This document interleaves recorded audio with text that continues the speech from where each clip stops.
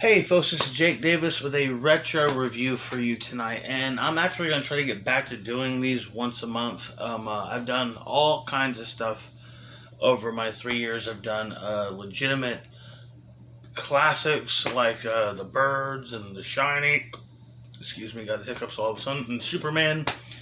I've done actual absolute Hollywood dreck like The Happening and Van Helsing, and I've done some obscure horror delights like Popcorn.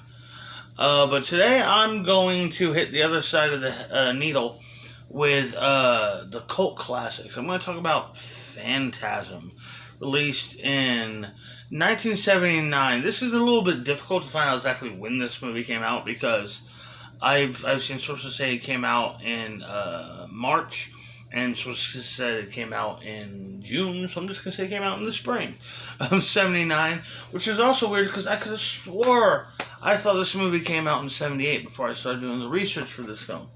Anyhow, Phantasm is written and directed by Don Coscarelli, who was only 24 years old at the time. And he it stars Angus Scrimm, Michael Baldwin, I always can never remember Jody's name, Bill Thornbury, Kathy Lester, and the legendary Reggie Bannister as the legendary Reggie Bannister. This is a very, very fascinating and unique horror film. I can tell you what it's about in the setup here, but I don't know. I don't even know how to explain the synopsis for this film. The teenage boy dealing with trauma starts seeing weird shit. This movie had a massive, massive effect on, a massive influence on future horror films, horror novels, wrestling gimmicks, and even hip hop. It has one of the most iconic scores in the history of horror movies. One of my personal favorite movie scores, hands down. It's just this is a movie that's kind of something special. Just real quick before, or maybe I'll just say that stuff. Oh, God damn it, I don't know. Anyhow, spoilers ahead. But even telling you the spoilers, even watching this movie dozens of times in my life, I can't tell you what the fuck happens in it. So this is kind of going to be difficult for me. Okay, so the movie starts in a cemetery, and a couple making out, or having sex actually. The girl pulls out a knife and kills the guy, and while she's stabbing him to death, she turns into this old man.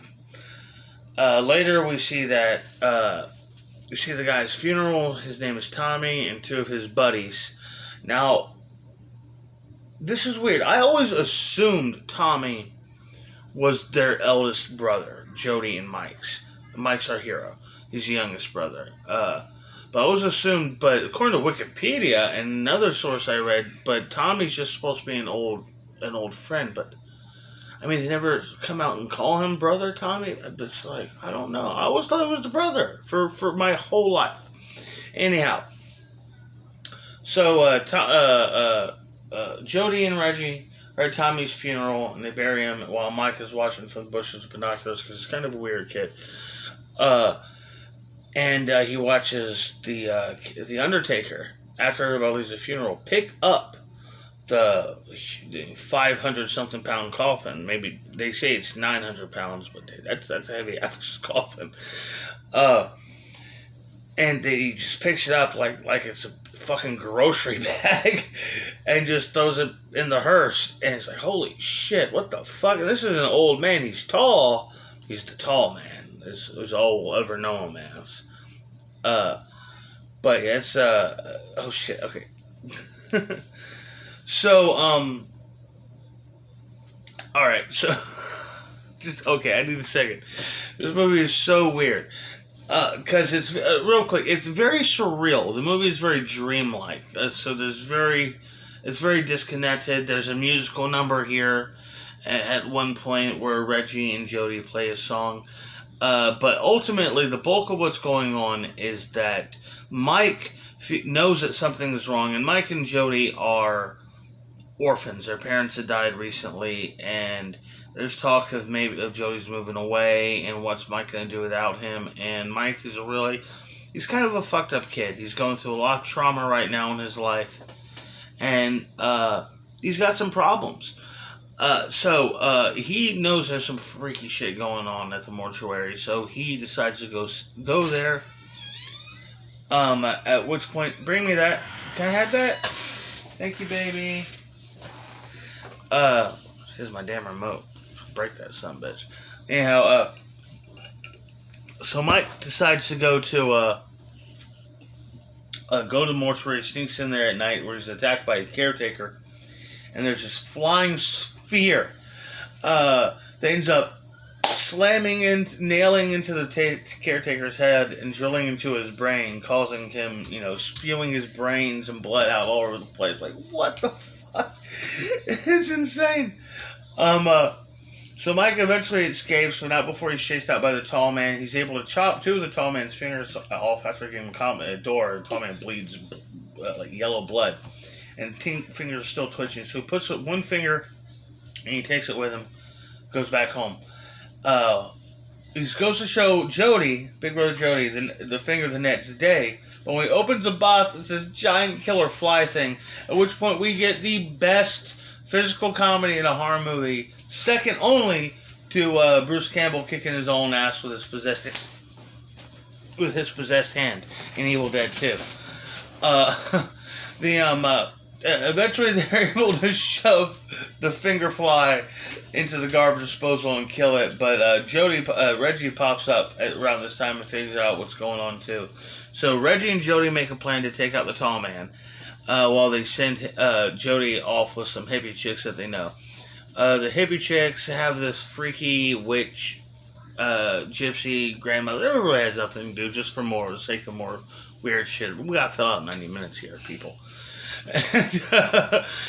And a great scene that had to inspire the scrapbook scene in It. The scene where Jody finds a picture of the tall man, and the picture moves and looks at him. So cool. So cool. So Mike wants to rush back home real fast. And they find Reggie, who's an ice cream man, by the way. His ice cream truck tipped over. And while Mike's checking on the truck, they're attacked by the tall man's minions, which are these dwarves in these cloaks.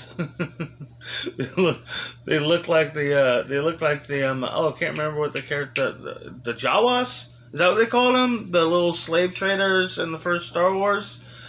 Oh, I know there's some Star Wars geek that knows it. There's fuckers who know the name of sand pits in that fucking series. Anyhow,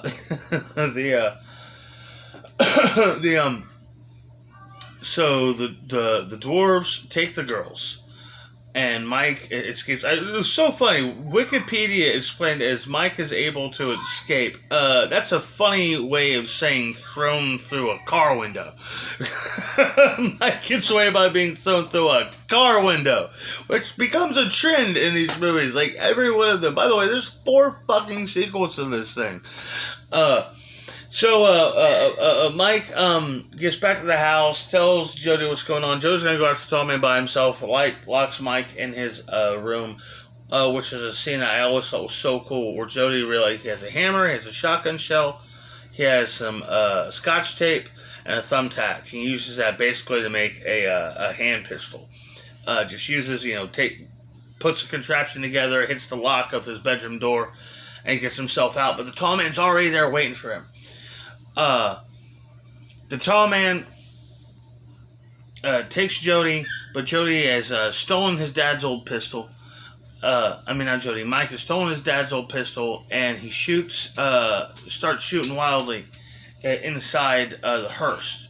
He breaks the lock so he can't escape, but he also hits the back tire, causing the car to crash, presuming the tall man is dead. We get to the mortuary, where Jody, the eldest brother, looks in the coffin of their father. Or no, he pulls out the coffin. We never see him actually look in the coffin, but we assume Jody has figured out the truth before Mike has. And Mike, he finds it, he looks inside and sees that it's gone. Where they basically at this point have realized that, like with Tommy, because we found his corpse earlier, that he was one of the dwarves. That they are basically taking the recently dead humans and they're compressing them down to like these dwarf slaves to send back to their own planet or dimension or whatever it is. Something to do with gravity and heat. They literally say it's because of the gravity and heat, and that's all you get. That's all you get, and that's all you deserve for an explanation. So I think it's also very important, before we get to the climax, that there's like a woman that pops up in Mike and Jody's house. It's just like one random scene just for the sake of a jump scare. Never explained. Jody characters disappear and come back. No explanation of how these characters know each other. What's their purpose? This is just a fever dream. It is a nightmare of a movie. There's not a set. There's not a moment. And there's not a character, and I mean literally characters, not even background extras that don't serve the purpose to feed into the sake of the nightmare, the dream. It's a very surrealist film.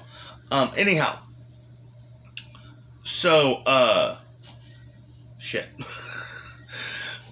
So now Jody and Mike are at the mortuary and they find Reggie there, who is still alive. They don't explain how he's still alive. And we never mentioned the two hippie chicks again in the movie. Not looking for them. And they come across this room. That's this big white room with these two small pillars that are vibrating. Really cool scene. Probably one of the most iconic scenes of this film. And there's all these canisters with the dwarf slaves in it, and this is how they're shipping them off. And there's a power outage that somehow separates our heroes all over the mortuary. Some of them are even outside. But Reggie is still in the room with the canisters and the pillars. And we cut back to him, because they're putting off this vibration-like effect. We cut back to a scene of him earlier in the film using, I can never remember, like a vibration fork to stop the ringing in his guitar. Oh, man, I forget what they're called. My dad would know. But he uses that, so he just puts his hand on the two pillars at the same time. It causes like a boom effect. Like it fucks up everything, the portal, everything starts getting sucked in. The whole mortuary is collapsing. Reggie comes across the lady that killed Tommy, but it is the tall man in the sky, so stabs Reggie, so Reggie dies for a second time in this movie now. And Jody and Mike escape, but the tall man's still loose, and they don't know how to stop him. Jody has an idea about there being this, there's like a quarry, big giant pit that they can lure him to and drop him into. Mike, he goes to check on the quarry. Mike goes to check on something inside, and the tall man comes after Mike again in the house. Chases him, and this is, I have a story about this in this minute. But the tall man chases Mike all the way to the quarry, because apparently this thing was like right behind their house. Jody's all set up for him. Mike leads him to the quarry. Jody drops the rocks on him. They've trapped the tall man. They've killed him. But moments later, we cut to Mike kind of waking up. He's with Reggie. And they're talking about, Reggie's kind of talking about the tall man was just a dream. It's just a nightmare, just moving on. And they're talking about how Jody died in a car wreck and getting through his funeral. And Jody and Mike and Reggie are going to move. Kind of get past all of this and all this pain. And kind of get this feel like this movie is just ultimately this remorseful, poetic concept of just a story of just a teenage boy dealing with grief. And then boom! The fucking tall man grabs him in the movie. I love this movie. I love fucking Phantasm. It is genuinely one of the greatest horror movies ever fucking made. my very first top 5 I ever did on my channel was my top 5 favorite horror movies, and I do need to revise it, as I do my top 5 horror films of the 80s, because I feel differently now about both those rankings, because I've revisited Reanimator since doing those lists, and I love Reanimator, I really, really do, but I love Phantasm more. Phantasm would knock out Reanimator as my top 5 favorite horror movies, as would The Thing knock out Reanimator for my top 5 favorite horror movies of the 80s. Now, I gotta say, there's a great bit in the movie when he's chasing the mic in the last chase, saying, "You play a good game, boy, but the game is over. How you die." Now, I don't remember this because I was asleep. But apparently when I was a kid, my dad had just said to me, I was like sleeping on the floor in a sleeping bag. I used to do that a lot as a kid. Just chill out, like camp out in the living room watching horror movies all night. And my dad just says to me, maybe I was talking my sleep, because I still do that to this day. You can't get me to shut the fuck up. He says, "You play a good game, boy." And I say, "In my sleep, but now you die." The Tall Man is one of only 2 movie villains, horror movie villains, that have ever given me nightmares. The other one was Pennywise. The Tall Man, Phantasm, it is something special. And when you find out the background to the movie, I even fell in love with the movie even more.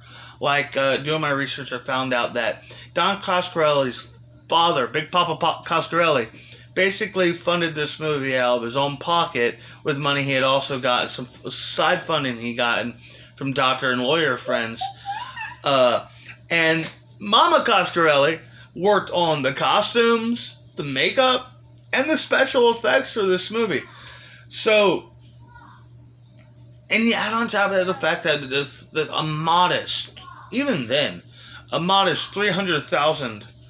I mean, you think $300,000 movie budget is ridiculous today, but even in 1979, that was not a big budget movie in any ways. Was able to pull in $22 million comparison. I mean, sound like they were sitting pretty for the rest of their lives.